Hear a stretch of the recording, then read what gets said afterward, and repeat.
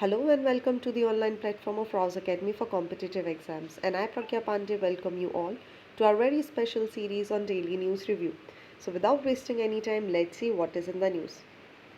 First article is talking about the Common Civil Code spelling equality for every Indian. इस particular article में बहुत सारी चीज़ें cover की गई हैं like when we are talking about the equality कहीं ना कहीं हम यूसीसी में निगलेक्ट कर रहे हैं LGBTQ+, इनफैक्ट इनके साथ साथ फीमेल्स की कंडीशन को भी. So let's see what is there in the article. Even in fact, before going too much deeper into this particular article, let's have a quick revision about this particular thing, like what is uniform civil code and what are the issues related with it. देखिए, आपको recently याद होगा 22nd law commission ने बोला है कि अब एक ज़रूरत आ गई है एक प्रपोजल लाने की जहाँ पर यूनिफॉर्म सिविल कोड को लेकर आया जाए, और इसी के बाद से कुछ नई डिबेट, कुछ पॉलिटिकल कंट्रोवर्सी से लेकर हमें देखने के लिए मिलती है. लेकिन ये जो डिबेट यहाँ पर उठी है, ये अपने आप में कहीं ना कहीं एक बहुत ही नीडेड विषय है, जहाँ पर इंडिया को कभी भी पर्सनल लॉस के बारे में कोई कंसल्टेशन नहीं हुआ है, कोई यहाँ पर कोई गवर्नेंस आपको देखने नहीं मिलेगा. बेसिकली अगर हम बात करें तो इनिशियली भी इन लॉस को लेकर आया गया था by none other than but the British colonial government. इन्होंने यहाँ पर क्या करा, एक कर्जरी हियरिंग करी जिसके टू द क्लर्जी और the religious scholars in the case of religion without one. तो रिजल्ट क्या हुआ? रिजल्ट था religion based set of personal laws for the different communities. Like for the Hindus there are different acts, for Muslim, for Christians there are different act. तो जब भी आप बात करेंगे तो coloniser did this because out of the deep concern for the sentiment of the natives, or it was the intended as another instrument to just divide the society and rule over it, right? क्योंकि हमेशा से Britishers क्या करते आए हैं, divide and rule का concept follow करते आए हैं. तो अभी भी ये बात कहीं ना कहीं सोचने की है कि क्या ये आउट ऑफ कंसर्न था कि लोगों के लिए अलग अलग लॉ बना देना, या एक पूरा डिफरेंशिएशन ही क्रिएट करना था. ये तो रही इतिहास की बात करते हैं यूनिफॉर्म सिविल कोड की. तो देखिए, ये एक स्टैंडर्ड है, एक कॉन्सेप्ट है जो एक ऐसे लॉ को लाने के बारे में बात करता है जिसमें एक कंट्री के सारे सिटीज़न, चाहे उनका धर्म कोई भी हो, जाति कोई भी हो, उनके बिलीफ कुछ भी हो, सभी एक पर्टिकुलर अम्ब्रेला कोड्स के अंदर आएंगे. ओके, सो हम दूसरे शब्दों में बोल सकते हैं इट इज़ अ रूल और रेगुलेशन जो प्रपोज करता है या रिप्लेस करता है पर्सनल लॉस को, जो कि बेस्ड है किन्हीं स्क्रिप्चर्स के ऊपर, किन्हीं कस्टम्स के ऊपर, किन्हीं बिलीफ के ऊपर, to the one umbrella term which is the UCC for all. Now the questions come, Bharat में इस समय स्थिति क्या है? देखिए, अभी इंडिया में पर्सनल लॉस है. आप देखेंगे इनहेरिटेंस लॉ, जैसे आपको हिंदू सक्सेशन एक्ट 1956 देखने मिल जाएगा. Along with that Muslim women जिनको गवर्न किया जाता है by the Muslim personal law, they are also entitled कि उनको अलग अलग तरीके से लॉज दिए जाते हैं. सो करेंटली इंडिया में अगर हम बात करें तो पर्सनल लॉज आपको दिखाई देंगे जो कि बहुत ही ज़्यादा रिजिड है, कॉम्प्लेक्स है, और हर रिलीजन का अपना एक स्पेसिफिक लॉ आपको दिखाई देगा. सेपरेट लॉज, ये कस्टम्स है जिन्हें गवर्न किए जाते हैं by the Hindu, Sikh, Jain and the Buddhist, then the Muslim, Christian and the other religion. हालांकि अगर हम बात करें सो क्योंकि हमारी कंट्री एक डाइवर्स कंट्री है, अलग अलग कम्युनिटीज़ हैं, उनके अलग अलग बिलीफ है, तो इसको लेकर भी इन सभी को प्रोटेक्ट करने के लिए, इनकी बिलीफ को रखने के लिए as of now personal laws को परमिशन दी गई है. हालांकि कुछ ऐसी जगह भी हैं जहां पर माइनॉरिटी के राइट्स को प्रोटेक्ट करने के लिए या ट्राइब्स को प्रोटेक्ट करने के लिए गवर्नमेंट ने खुद इनिशिएटिव्स लिए हुए हैं. For example north east, there are more than 200 tribes जिनके अपने खुद के अलग अलग लॉज आपको देखने के लिए मिलेंगे. सो कॉन्स्टिट्यूशन खुद ही प्रोटेक्ट कर रहा है जो लोकल या कस्टम लॉज है, लाइक नागालैंड, मेघालय या मिजोरम के ट्राइब्स को, उनको प्रोटेक्ट करने का काम कोई और नहीं बल्कि हमारा खुद का कॉन्स्टिट्यूशन ही कर रहा है. Because ultimately we say when we are talking about India, we are talking about the diversity in nature. हालाँकि अभी तक का सबसे बड़ा एक्सेप्शन आपको गोवा दिखाई देगा, जहाँ पर सारे रिलीजन के लिए एक कॉमन लॉ आ चुका है, चाहे आप मैरिजेस की बात करें, डिवोर्स की बात करें या अडॉप्शन की बात करें। कॉन्स्टिट्यूशनल प्रोविज़न की बात करें तो देखिए article 44 of the constitution in the DPSP ये बात कर रहा है कि ये स्टेट यहाँ पर क्या कर सकता है, स्टेट एक यूनिफॉर्म सिविल कोड को लाने के बारे में काम कर सकती है। हालाँकि ये कहीं भी एनफोर्सेबल नहीं देखने के लिए मिलेगा। I would suggest you to read the Shah Bano judgment, आपको बाकी सारी चीज़ें क्लियर हो जाएंगी। नाउ द क्वेश्चंस कम कि हमें आवश्यकता क्यों है। देखिए, नेशनल यूनिटी को प्रमोट करने के लिए पहले हमें यूसीसी की आवश्यकता हो जाती है। अलग अलग पर्सनल लॉज हैं, कॉम्प्लेक्स हैं, रिजिड हैं, सभी को एक समान न्याय नहीं मिल पाता, इसके लिए भी यूसीसी लाने की आवश्यकता है। जेंडर जस्टिस और इक्वालिटी को लेकर भी हमें इसकी आवश्यकता है। बहुत सारे डोमेन हैं, रिलीजियस एक्टिविटीज़ हैं जो यहाँ पर कवर नहीं होते, जैसे आप देखेंगे तलाक के मामले में इंटरवीन करना पड़ा, या फिर आप ट्रिपल तलाक का केस देख लेंगे जिसे पर्सनल लॉ के अंदर रखा जाता है, लेकिन finally government the code has to intervene. इसी के अलावा जो रैशनलाइजेशन है लीगल सिस्टम का, उसके लिए कॉन्स्टिट्यूशन मेकर्स का एक विजन था, एक एम था, तभी उन्होंने आर्टिकल 44 को यहाँ पर डाला था, उसको भी फुलफिल करने के लिए। हालांकि बहुत सारे आर्ग्यूमेंट देखने के लिए हमें मिलते हैं इसके अगेंस्ट में। लाइक आप जब इंडिया की बात करते हैं, आप डाइवर्सिटी की बात करते हैं, तो ऐसे में डाइवर्सिटी कॉम्प्रोमाइज़ हो जाएगी। लोगों के जो फंडामेंटल राइट है, आपने उन्हें बोला है अभिव्यक्ति की आज़ादी है, किसी भी धर्म को मानने की आज़ादी है, अपने धर्म को फॉलो करने की आज़ादी है, इसका यहाँ वायलेशन आपको देखने के लिए मिलेगा। वहीं अगर हम बात करें तो ये कम्युनल हार्मनी को इंडिया की भी खराब कर सकता है। Alright, there are certain cases, आप चाहें तो इसका स्क्रीनशॉट ले सकते हैं। Shah Bano case, Sarla Mudgal case and the Shayara Bano case, साथ ही आप यहाँ पर पढ़ेंगे ट्रिपल तलाक केस, जहाँ पर यूसीसी को लेकर बहुत लैंडमार्क जजमेंट आपको सुप्रीम कोर्ट के देखने के लिए मिलेंगे। So coming back on to the article, बात यहाँ पर क्या की जा रही है, राइटर के व्यू पॉइंट की बात करें कि देखिए आज की डेट में अगर आप बात करेंगे तो पैट्रियार्कल और रिलीजियस ऑर्थोडॉक्सी पर्सनल लॉस को रूल कर रही है।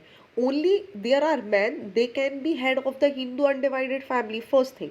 Okay, let's highlight the points also. दूसरी अगर हम बात करें तो जो डाइवर्स मुस्लिम वुमेन है, उनको अलाउ नहीं किया गया है कि उनको मेंटेनेंस मिले एक सर्टेन पीरियड के बाद। वही कुछ ट्राइब्स ऐसी इंडिया में है जहाँ पर जो उनके कस्टम्स है वो अलाउ ही नहीं करते वुमेन्स को कि वो किसी भी एंसेस्ट्रल प्रॉपर्टी को इनहेरिटेंस कर पाए। इसी के साथ केवल इतना ही नहीं, पारसी वुमेन अगर वो अपनी कम्युनिटी के बाहर शादी करती हैं तो उन्हें एक्स कम्युनिकेट कर दिया जाता है। So these are also some of the point जो कहीं ना कहीं सभी को सोचने के लिए ज़रूरी है। नेक्स्ट राइटर क्या बात कर रहे हैं, देखिए ये जो पूरी सिचुएशन है ये कहीं ना कहीं डिसएम्पावर कर रही है वुमेन को, और अलोंग विद दैट आप देखेंगे LGBTQIA+ जो कम्युनिटी है उसको भी यहाँ पर इग्नोर किया जा रहा है। आज की डेट में हम बोल सकते हैं कि सभी के लिए अलग अलग लॉज है, but what about the LGBTQ community? जब इनको अडॉप्ट करना हो किसी को, जब इनके तलाक के बारे में बात हो, फॉर एग्जांपल आप मान लीजिए कभी मैरिजेस लीगल हो जाती है, डाइवोर्स की बात हो, तब उसको किस फ्रेम में रखा जाएगा। So there should be another और सेपरेट लॉ।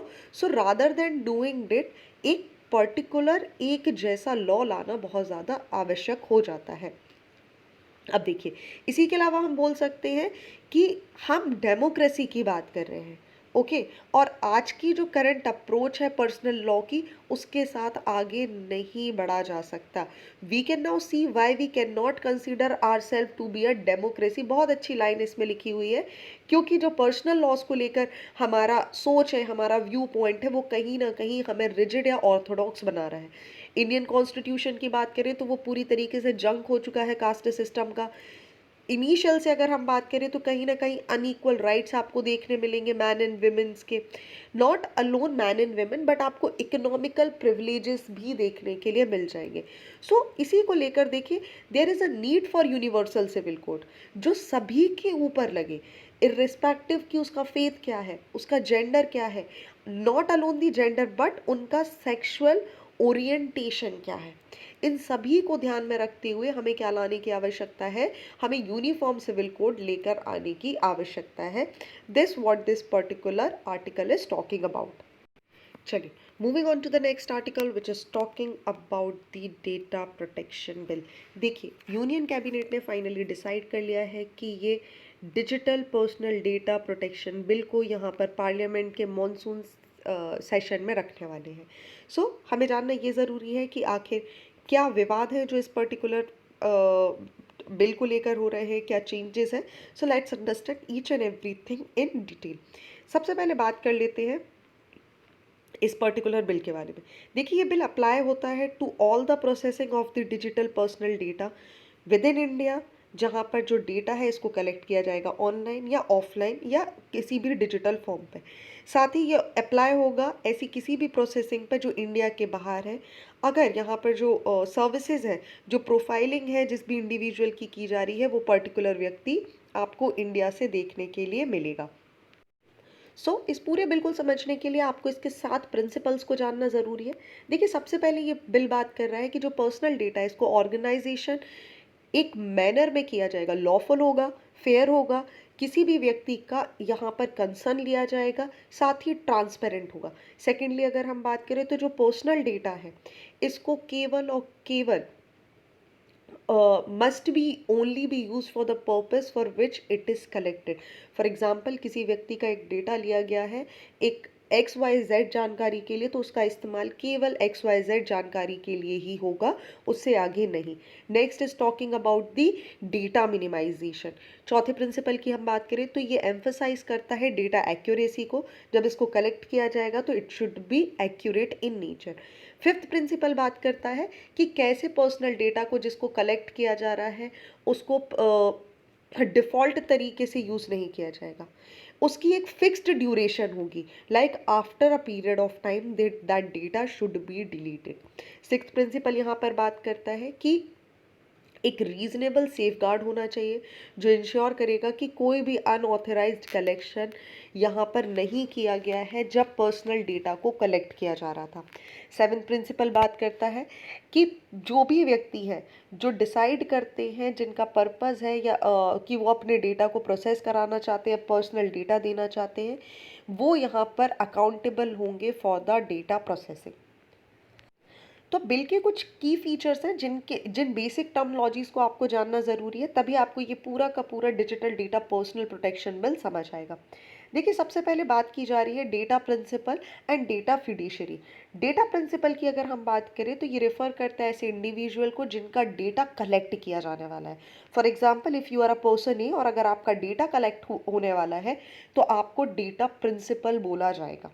हालांकि अगर कोई यहाँ पर बच्चा है जिसकी उम्र 18 साल से कम है तो उनके पेरेंट्स या उनके जो भी लॉफुल गार्जियन होंगे, ऐसे कॉन्टेक्स्ट में ये उनके डेटा प्रिंसिपल बन जाएंगे। Next the question come is the data fiduciary. Data fiduciary वो कोई भी एंटिटी हो सकती है, वो कोई इंडिविजुअल व्यक्ति हो सकता है, कंपनी हो सकती है, फर्म हो सकती है, स्टेट हो सकती है, गवर्नमेंट हो सकती है, कोई भी जो डिसाइड करती है that the purpose and means of the processing of individual personal data. All right, so यहाँ पर डिफाइन किया गया है पर्सनल डेटा को भी।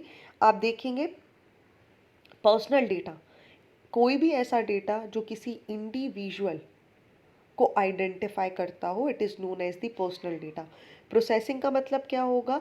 The entire cycle of operation that can be carried out in respect of the personal data is known as the processing.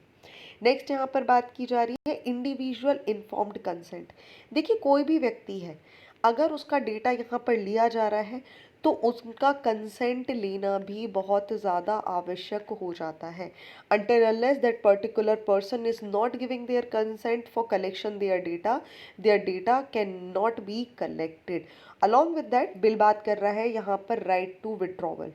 कोई भी जो व्यक्ति है वो यहाँ पर अपना कंसेंट विड्रॉ कर सकते हैं फ्रॉम दी डेटा फिड्यूशियरी।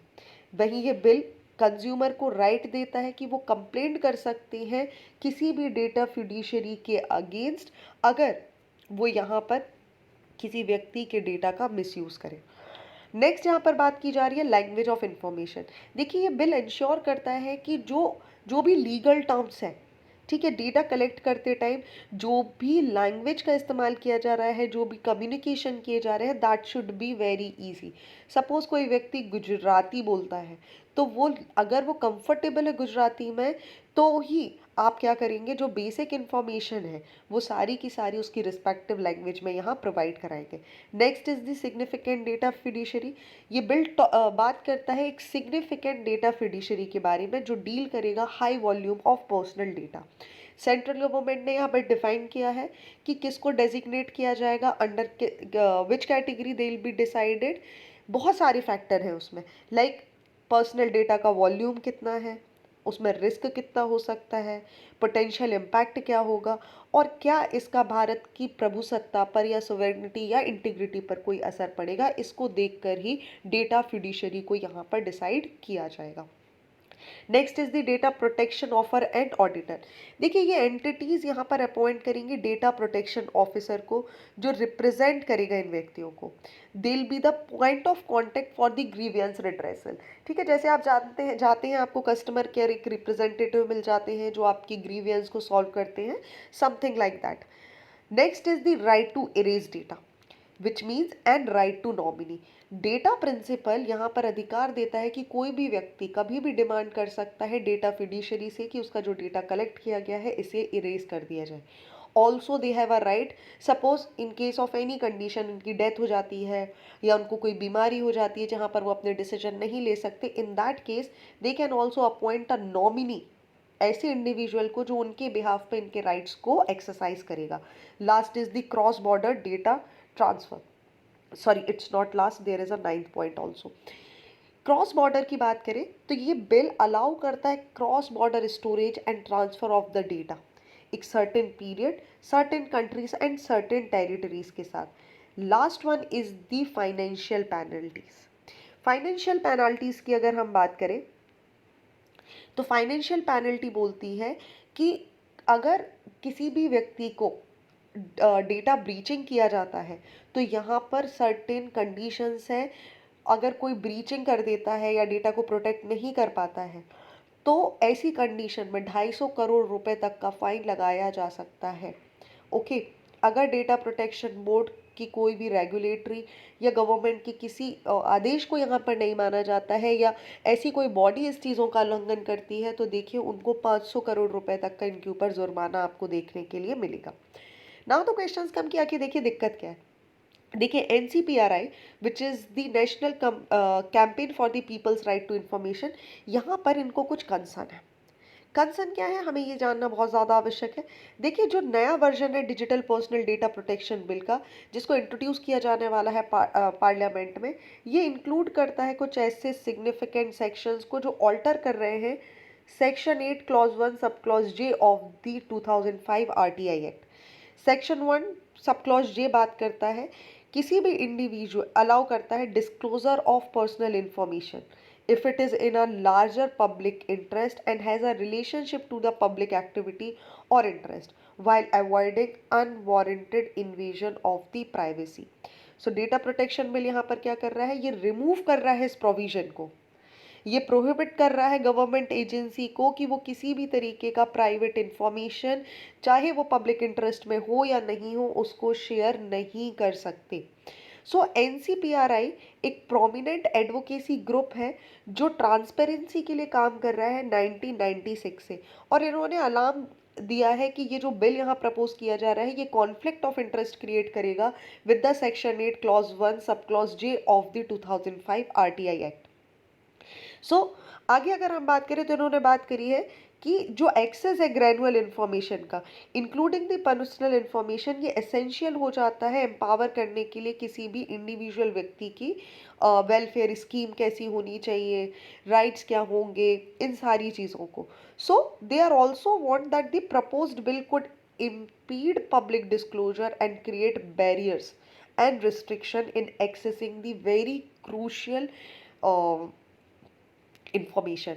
साथ ही यहाँ पर कुछ क्रिटिसिज्म इससे लगाए जा रहे हैं कि गवर्नमेंट की मोनोपोली आपको देखने के लिए मिल सकती है। कुछ एग्जम्पशन है प्रोविजंस के जिसके बारे में भी यहाँ पर बात नहीं की जा रही है।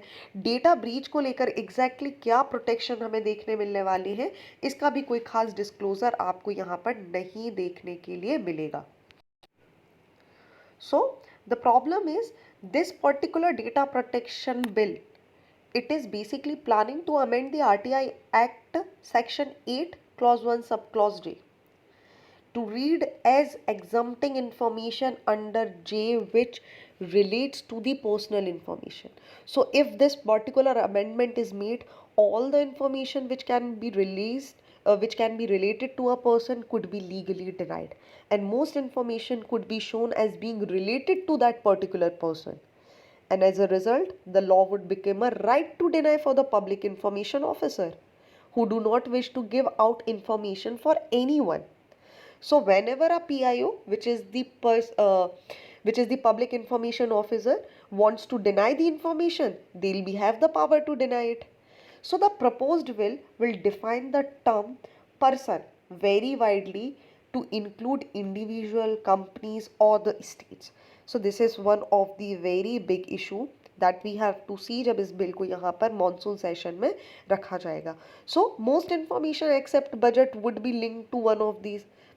As a result, RTI would become a right to deny information. So that want only, ये बड़ा एक यहाँ पर कटाक्ष किया गया है कि right to information will become the right to deny information अगर इस क्लॉज के साथ यहाँ पर किसी भी प्रकार की छेड़छाड़ की जाती है. आई होप यहाँ तक आपको सारी चीज़ें क्लियर हो चुकी होंगी. There are certain images which I have shared in this particular news. Go through these, आपको सारी की सारी चीज़ें बहुत अच्छे से समझ आ जाएंगी. चलिए moving on to the next article. एक बड़ा अच्छा सा आर्टिकल आया है, लेकिन हम इसे प्रीलिम्स पॉइंट ऑफ व्यू से ही कवर करने वाले हैं since we have covered this particular article multiple times. We are talking about the cheetah and the reintroduction programme. चलिए सबसे पहले चीता के बारे में बात करते हैं. तो देखिए स्टार्ट करते हैं चीता के कुछ फैक्ट्स के बारे में. Oldest of the big cat species, ancestor can be traced back to 8.5 million year ago. आज की डेट में अगर हम बात करें तो ये IUCN की रेड लिस्ट का पार्ट बन जाएंगे. वल्नरेबल स्पीशीज आपको देखने के लिए मिल जाएंगी. Asiatic cheetah and the north west Africa cheetahs are critically endangered. और इसी को लेकर इंडिया ने, आप देखिए पालपुर कूनो में क्या किया था, नामीबिया से लेकर आए थे कूनो नेशनल पार्क में चीतास को. चीतास की बात करते हैं तो आप इनका नेम याद रखेंगे जो साइंटिफिक नेम है, विच इज़ द एक्सिनॉक्स जुबस्टस. कई बार एग्जामिनेशंस में पूछ लिया जाता है, इंपॉर्टेंट है. चीता बेसिकली एक संस्कृत वर्ड हो जाता है जिसका मतलब होता है वेरीजेटेड, एडॉर्न और दी पेंटेड वन, क्योंकि आपको पता है ये ऐसे थोड़े से पेंटेड से सुंदर से दिखाई देते हैं, राइट. चलिए उसी को लेकर ये पूरा आर्टिकल यहाँ पर दिया गया है. देखिए मध्य प्रदेश में एक expert committee charge with managing the project teacher programme has recommended that all the animals undergo through the medical review. Okay चलिए प्रोजेक्ट चीता क्या है. प्रोजेक्ट चीता इंडिया का एक चीता रिलोकेशन प्रोग्राम है जो बिलीव कर रहा है कि आगे आने वाले समय में जो चीता है जो पूरी तरीके से ख़त्म हो चुके थे हमारे पास, उसको लेकर काम करना. सबसे फर्स्ट प्लान की अगर हम बात करें तो इसको स्टार्ट किया गया था 1970s में, ठीक है, during negotiation with the Iran. उस समय Shah Mohammad Reza Pahlavi, if I am not wrong, yes Shah Mohammad Reza Pahlavi, Iran cheetahs were Asiatic like the Indian. So इस प्लान को यहाँ से स्टार्ट किया गया था. दूसरा अटैम्प्ट लिया गया था 2009 में. तीसरा अटैम्प्ट 2012 में आप देखेंगे, और उसके बाद आपको 2020 में फाइनली साउथ अफ्रीका से Palpur Kuno, Nauradehi wildlife sanctuary, Gandhi Sagar wildlife sanctuary और माधव नेशनल पार्क में चीतास को रिलोकेट करने के बारे में काम किया जा रहा है. अब देखिए इंडिया ने जैसे अफ्रीका, नामीबिया वगैरह में फेंसेस के अंदर इनको रिजर्व करके रखा हुआ है. इंडिया का प्लान था कि इनको एक नेचुरल अनफेंस्ड वाइल्ड कंडीशन जिसमें ये रहते हैं वैसा ही कंडीशन हमें प्रोवाइड करना है. आज की डेट में अगर हम बात करें तो 11 ट्रांसलोकेट चीतास आपको देखने के लिए मिलेंगे. नाउ द क्वेश्चंस कम कि मेडिकल रिव्यू की क्यों आवश्यकता. देखिए चीतास को एक डिफरेंट एनवायरनमेंट से लेकर आया जा रहा है. ऑलराइट, ये एक अलग तरीके की जलवायु के, अलग तरीके की क्लाइमेटिक कंडीशन का पार्ट रहे हैं. उसके बाद आपने इनको लाकर यहाँ पर इंडिया में रख दिया. सो बिकॉज ऑफ दैट क्या इनके ऊपर सदर्न अफ्रीकन चीतन्स के ऊपर कोई कंडीशन तो नहीं है, कोई प्रॉब्लम तो नहीं हो रही है क्या, जो लगातार आपको इनकी डेथ देखने के लिए मिली थी. अगर आपको पता हो रिसेंटली तो जो चीता तेजस है उसकी भी डेथ की रिपोर्ट सामने आई थी, उसके पहले सूर्या के डेथ की भी रिपोर्ट सामने आई थी। फिर उसके बाद देखिए एक फीमेल चीता ने इन दोनों के ऊपर अटैक भी कर दिया था। तो ये सब कैसे हो रहा है, क्यों हो रहा है, सभी को देखने के लिए भी हमें मेडिकल रिव्यूज़ करने की आवश्यकता है, जिसको लेकर एक मेडिकल रिव्यू कमेटी भी यहाँ पर फॉर्म की गई है। अगर हम इसकी सक्सेस की बात करें तो देखिए अभी Palpur Kuno national park still deal कर रहा है इनको रिलोकेट करने के लिए, इनको बेसिक सेटलमेंट प्रोवाइड करने के लिए। सो इट इज़ वेरी फास्ट अगर हम अभी इस पे किसी डिसीजन पे पहुंचते हैं। So we have to wait and see कि क्या रिजल्ट्स हमें देखने के लिए मिलेंगे। Coming on to the next article which is talking about the Russia finally exit कर गया है from the UN broker deal to export Ukrainian grain via Black Sea. चलिए देखिए, ब्लैक सी ग्रीन इनिशिएटिव की बात करें अगर हम, तो इस इनिशिएटिव को स्टार्ट किया गया था रिज्यूम करने के लिए food and fertiliser export from UK to Ukraine to the rest of the world. देखिए यहाँ पर क्या हुआ, United Nation and Turkey they broke the deal in July 2022 और इन्होंने बोला कि भाई हम सारे कार्गो शिप को ट्रैवल करने देंगे बिटवीन यूक्रेन के पोर्ट और जो अभी और ब्लैक सी के एरिया में। हालांकि क्या होगा, इनको पूरा एग्जामाइन किया जाएगा कि यहाँ पर आर्म्स वगैरह तो नहीं है, उसके बाद इन्हें जाने दिया जाएगा। इस डील को एक्सटेंड कर दिया गया था 2 बार और फाइनली इसको डिसाइड किया गया था कि 17 जुलाई 2023 को ये डील खत्म हो जाएगी।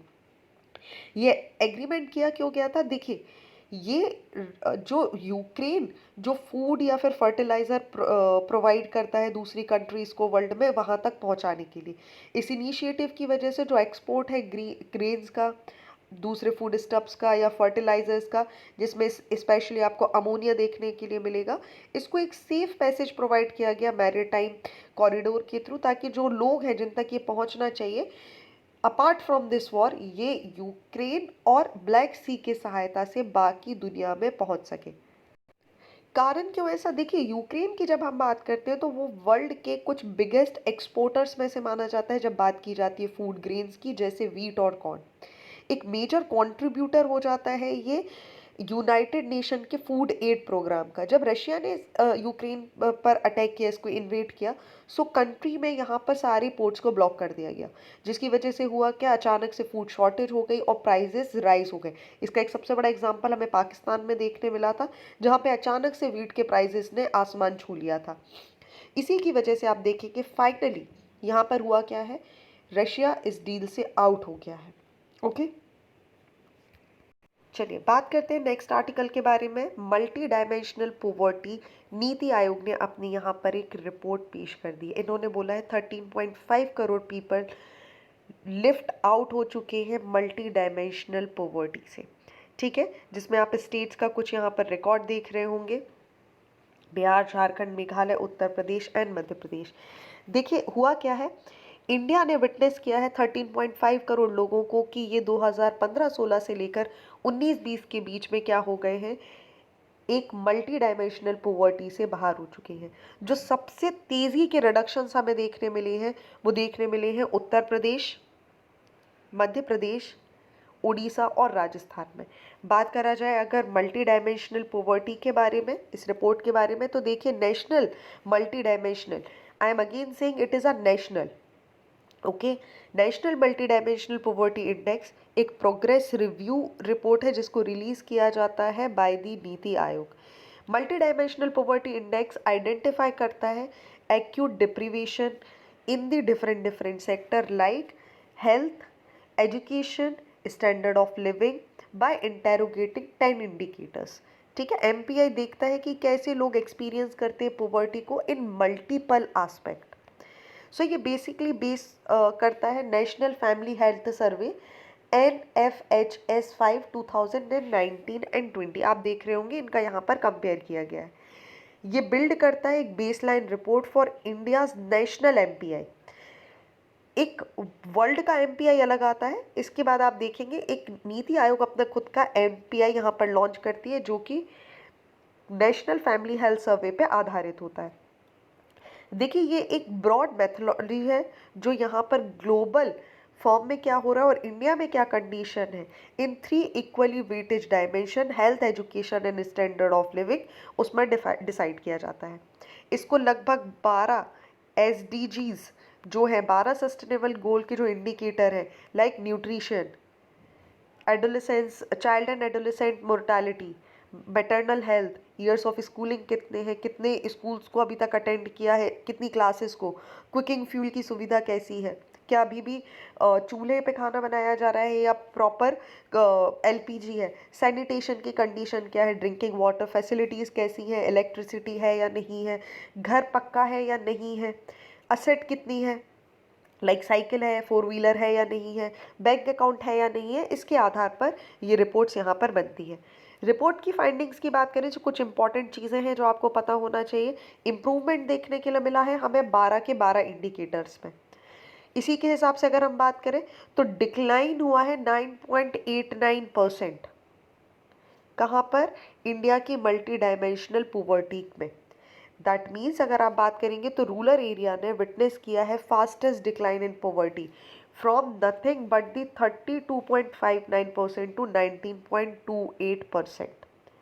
ओके, अलॉन्ग विद दैट आप याद रखेंगे गवर्नमेंट के बहुत सारे इनिशिएटिव हैं जहां पर वो गरीबी को हटाने के लिए, पॉवर्टी को दूर करने के लिए काम कर रही है। लाइक एक आप याद रखेंगे सबसे इम्पॉर्टेंट, कई बार एग्जामिनेशंस में भी आ जाता है, which is the PMUY। It is the प्रधानमंत्री उज्ज्वला योजना, जहाँ पे गैस की बात की जा रही है, सौभाग्य जहाँ पे इलेक्ट्रिसिटी की बात की जा रही है, जनधन योजना, समग्र शिक्षा, स्वच्छ भारत मिशन सैनिटेशन के लिए है, जल जीवन mission again standard of living and sanitation के लिए, पोषण भारत, एनीमिया मुक्त अभियान, ये सारी चीज़ें आपको कहाँ पर देखने मिलेंगी? गवर्नमेंट के इनिशिएटिव जो लिए जा रहे हैं इन सारी कंडीशंस को दूर करने के लिए। चलिए moving on to the next article which is talking about the endometriosis and infectious bacteria. सबसे पहले बात कर लेते हैं एंडोमेट्रोसिस होता क्या है। ये एक डिसीज है which tissue similar to the lining of the uterus grows outside the uterus and it can cause severe pain in the pelvic and make it harder to for a female to get pregnant। अगर हम endometriosis की बात करें तो ये start हो जाता है किसी भी व्यक्ति के पहले मेंस्ट्रुअल पीरियड से और लास्ट कर सकता है कई कई दिनों तक until the person the female achieve the menopause. अगर हम एंडोमेट्राइसिस की बात करें तो tissue similar to the lining of the uterus they grow outside the uterus, जिसकी वजह से इन्फ्लेमेशन आपको देखने मिलेंगे, पेल्विक रीजन में प्रॉब्लम्स देखने के लिए मिलेंगी। हालांकि कॉजेज़ क्या हैं एंडोमेट्रोसिस के, ये अभी तक अननोन हमें देखने के लिए मिलते हैं। ये एक बहुत ही क्रॉनिक डिसीज़ हो जाती है क्योंकि इसकी वजह से आप देखिए आपका पूरा लाइफ टाइम जो है वहाँ पर पेनफुल पीरियड, सेक्सुअल इंटरकोर्स में प्रॉब्लम, बॉल मूवमेंट में प्रॉब्लम, यूरिनेशन में problem, chronic pelvic pains, abdominal bloating, nausea, fatigue और कई बार डिप्रेशन और एंजाइटी का भी शिकार लोग हो सकते हैं। हालांकि अगर एक केयरफुल हिस्ट्री देखी जाए मेंस्ट्रुअल सिम्टम्स की और क्रॉनिक पेल्विक पेन की तो एक सस्पेक्शन लगाया जा सकता है अबाउट द एंडोमेट्रोसिस।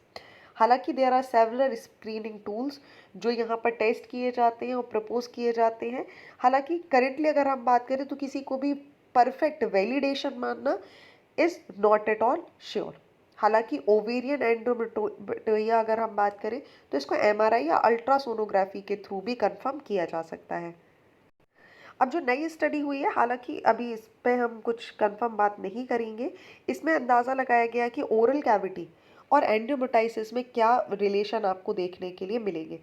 देखिए कुछ एक्सपेरिमेंट किए गए और इससे डायरेक्ट किया गया कि direct effect of the bacteria on the disease, the scientists transplanted endometrial tissues inside the abdominal cavity of two sets of mice, one infected with fusobacterium and another without it. So what basically they found out that the bacteria triggers the growth of the larger lesion of the endometriosis and it can firmer set relative to the latter। Okay, so different आपको conditions देखने के लिए मिलेगी जहाँ पर small legion होगा। ऐसी condition में womens will have the more pain. जहाँ पर लार्ज लीजन होगा they could be like located closely to the bowel और कुछ ज़्यादा चीज़ें लेस पेन होगा और कुछ पता नहीं चलेगा। So this is all about this article. चलिए, moving on to the last article of the day, it is talking about the Webb space telescope which rediscovers the star forming region. हम बात कर रहे हैं रो ओपिजुक्लाइड cloud complex, जिसको James Webb telescope के द्वारा देखा गया है। देखिए, नासा ने रिसेंटली क्या करा है, एक इमेज यहाँ पर रिलीज़ की है जो आप देख सकते हैं। This is the image, it's very fascinating. इसको कैप्चर किया गया है by the James Webb space telescope, जो शोकेस कर रहा है रो ओपिडो क्लाउड कॉम्प्लेक्स को, जो कि क्लोजेस्ट स्टार माना जाता है which is forming near to the earth. You can see how beautifully this star is forming. ये इमेज मार्क कर रही है नासा के 1 ईयर को सक्सेसफुल को, जहाँ पर वो इस स्टार को कंटिन्यूसली ऑब्जर्व करते आ रहे हैं। Now the questions come, what is Rho Ophiuchi cloud complex. Rho Ophiuchi cloud complex की अगर हम बात करें तो देखिए, ये एक मॉलिक्यूलर, ठीक है, एक मॉलिक्यूलर क्लाउड है जो कि लोकेट कर रहा है constellation of the Ophiuchus. It is basically centred 1 degree, अगर आप देखेंगे so it is like 1 degree south of the star P Ophiuchi and extend to the other part of the constellation. जो एस्टिमेट लगाया गया है, as per that the distance of about 140 passes of 460 light year is one of the closest star which is forming near to our solar system. It consists basically several dark nebules which are dense region of interstellar dust and gas and block background starlight. These clouds, they are complex, contains numerous young stellar objects including protostars, young stars and the brown dwarf. Now you must be thinking, हमें इससे क्या फ़ायदा होने वाला है? हमें observation मिल रहा है, पता चल रहा है कि मटेरियल है जो वो किस तरीके का है, ग्लोइंग केव्स जो यहाँ पर बन रही है, स्टेलर विंड्स जो यहाँ पर बन रही है वो क्या है, एक नया यंग ब्राइट स्टार हमारे सामने फॉर्म हो रहा है, जिसको ऑब्जर्व करना अपने आप में ही कुछ नई चीज़ें हमें बताएगा। बात करें अगर हम जेम्स वेब टेलीस्कोप के बारे में, तो देखिए दिसंबर 2021 में इसका लॉन्च किया गया था।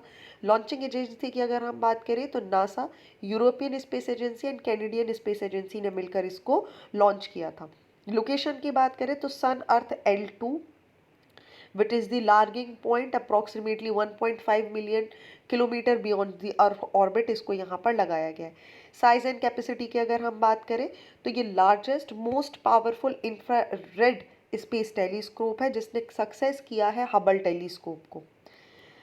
ओके, सो इसका काम क्या है, देखिए कॉस्मिक हिस्ट्री क्या है, गैलेक्सीज कैसे बनी, स्टार्स का फॉर्मेशन कैसे हुआ, प्लैनेट्स के बारे में जानना, आज से लगभग 13.5 बिलियन पुरानी फर्स्ट स्टार और गैलेक्सी का फॉर्म कैसे हुआ उसके बारे में जानना, जो अर्लियर गैलेक्सीज हैं उनके स्पाइरल व्यूज़ को आज की स्पाइरल गैलेक्सीज के थ्रू कंपेयर करना और आइडेंटिफाई करना, this is basically the object of the James Webb space telescope.